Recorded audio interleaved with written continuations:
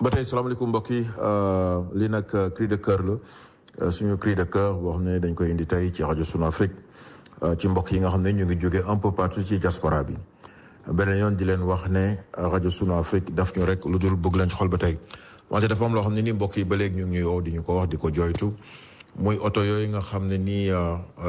immigré yi ci diaspora bi rawatina ñi yeewu foofu ci États-Unis d'Amérique ñu ngi koy ñaxtu pour bëgg oto yi nga xam ne nii ñu ngi wax ne 8 ans la war a am balaa muy mun a dugg ci Sénégal ñu yóbbu ko au moins 10 ans wala ba 11 ans ndax nag wax dëgg yàlla fii ci Sénégal léegi-léeg nga gis fi oto yi gis ngeen accident yi nu mu bëree bëri yi ci gën a bëri li koy indil mooy oto yoo xam ne nii waratuñu dawal ànd ak oto yoo xam ne nii oto yu bees lañ ñaar ñu munta ànd bokk ci yoon loolu ñu bëri duñ koy xalaat mun nay indee accident maanaam oto bu màgget boo waru mun a daw ak oto boo xam ne nii bees na bu ñu àndee ci yoon lu ne mun na cee xew donc ñu ngi ñaan gouvernement bu bees bi ñu gaaw saytu loolu ba nga xam ne nii sénégalais yi ci diaspora bi comme ni ko dëkk yu bëri dafee sous région bi Gambie oto boo bëgg a dugal foofu mën nga ko fa dugal Gambie Mali Fazali ko noonu la bëri na dëkk yoo xam ne ci sous région bi amuñu problème boobu ndax oto yi nga xam ne ñooy jógee ci diaspora bi nekk nay oto yoo xam ne nii tarkal la wax dëgg yàlla war na mun a daw ci biir Afrique rawatina fii ci Sénégal donc loolu benn la ñaareel bi mooy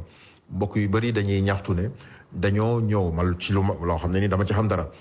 exemple laa ci macha allah indi ay am ay projet bëgg ko indil sa réew pour sa réew mun cee jëriñu ñuy xool ndax lu mën a nekk la lu war a lu mënta nekk gars yu bëri ñu may oo tamit di ñaawlu lu mel noonu donc comme ça yàlla may nañu ñu mën a wax ak sénégalais yi c'est ñi nekk ci Sénégal dañuy bàyyi xel diaspora bi di déglu rajo Sunu Afrique ñu ngi leen di ñaan doomu sénégalais fu mu nekk ci diaspora bi bu ñëwee ci Sénégal indi ay partenaires nañ leen ko yombalal ndax li ñuy def pour intérêt Sénégal la pour intérêt sénégalais yi la du seen intérêt ñoom bu dee am nañ ci seen intérêt benn fukk ak benn yi intérêt sénégalais yi yeewoo ci Sénégal la donc loolu mooy sama cri de cœur di ñaan mbokk yi nga xam ne ñu ngi ñuy déglu ñu bàyyi ko xel ñi ci xam ne ñoo nekk ci gouvernement bi ñu bàyyi ci xel ba fu doomu Sénégal nekk ci diaspora bi bu ñëwee biir Sénégal indi ay partenaires am ñu yombalal leen ko ba nga xam ne nii